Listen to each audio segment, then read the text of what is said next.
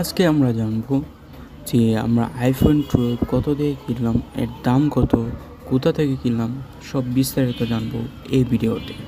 তো বেসিক্যালি প্রথমে আমরা ভিতরে প্রবেশ করলাম, অনেক জ্যামের কারণে একটু লেটই হয়ে গেল। ভিতরে যাই আমরা মূলত আইফোন 12 প্রো কেনার জন্য আসছিলাম, কিন্তু দোকানের যা অবস্থা, দাম দরের যে অবস্থা তা দেখে আমরা পুরাই হতবাক। ভেবেছিলাম 40-এর মতো হয়ে গেলে আইফোন 12 প্রো কিনতে পারবো, কিন্তু ভিতরে গিয়ে দেখি একজনে 42-46 এভাবে করে দাম চাচ্ছে, কমাচ্ছেও না। তো আমরা বিষয়টা নিয়ে বেশি নার্ভাস হয়ে গেলাম। পরে আমরা ডিসাইড করলাম কি কিনবো। তারপর দেখতে রাখলাম, এভাবে অনেক টাইম লেগে গেল, প্রায় 2 ঘন্টার মতো টাইম লেগে গেল। অনেকগুলো মানে কি বলবো, অনেকগুলো দোকান দেখার পর হচ্ছিল না, মানে দামে কিছুই মিলছে না। লাস্ট অপশন একটা, যখন 2 ঘন্টা হয়ে গেল, তখন আমরা ডিসিশন করছি আমরা চলে যাবো, আর দেখবো না।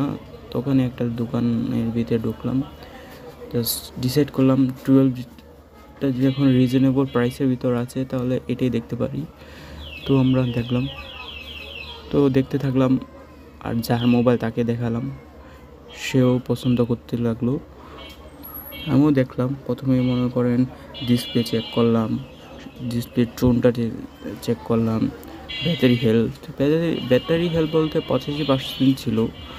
তারপর ক্যামেরা,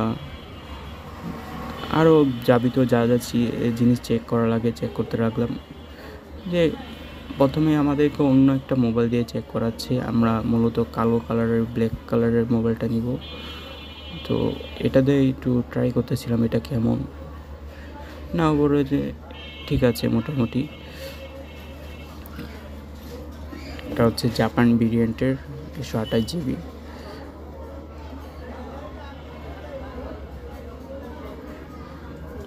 এটার ব্যাটারি লেভেলটা হচ্ছে 83%। না, আমার কাছে আবার আর সফটওয়্যার আপডেট করে না। তো ডিসপ্লে সাইড একদম সার্ভিস করা হয়েছে কি না, বা কোনো কিছু করা হয়েছে কি না তা চেক করলাম, না এবারে যে ঠিক আছে।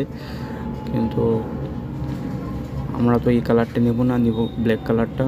তো এটাই দেখার জন্য ওই ভাইয়াদেরকে বলেছি, ভাইয়া বলেছি একটু ওয়েট করেন, আমরা এনে দিচ্ছি। তো ফাইনালি চলে আসলো মোবাইলটা। তো যার মোবাইল যে মোবাইল কিনবে তার রিসেট করে এখন তার ফেস লক যাবতীয় ইনফরমেশন দিচ্ছে। এবং মোবাইলটা কেনা হয়েছে, প্রথমে তারা চাচ্ছিল 35,000। আইফোন 12 এই বাজারের যা মানে এই দোকানে ঘুরে ঘুরে সব জায়গায় দেখি 35,000, এর নিচে কেউ দিচ্ছে না। তো এই ভাইয়াদের কাছে আসলাম, আসার পর তারা অনেক দামাদামি করার পর বললাম 3200 থেকে আস্তে আস্তে 3400 হয় না। পরে বললাম ভাইয়া 200 টাকা দিই, আর হচ্ছে না, আমাদের অনেক দূরের থেকে আসছি। তখন ভাইয়েরা মেনে নিল, সমস্যা নাই, মানে 3400-200 টাকাতে মেনে নিল।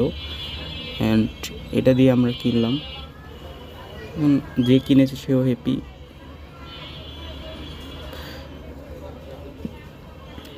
তো আমাদেরকে মেমো করে দিয়ে হচ্ছে, মানে 10 দিনের রিপ্লেসমেন্ট গ্যারান্টি দিচ্ছে, এর ভিতর কোনো সমস্যা হলে এক্সচেঞ্জ করে দিবে। বললাম ভাই আপনারা যে একটা মোবাইল কিনেছি, কোনো গিফট দিবেন না? ভাই আমরা যদি এটা 3500 বিক্রি করতে পারতাম তখন আমাদের লাভ হতো, তো ওই লাভ থেকে আপনাদেরকে হালকা পাতলা গিফট দিতাম, কিন্তু যে টাকা দিয়ে বিক্রি করছি ওই টাকা দিয়ে আমাদের কোনো লাভ হয়নি।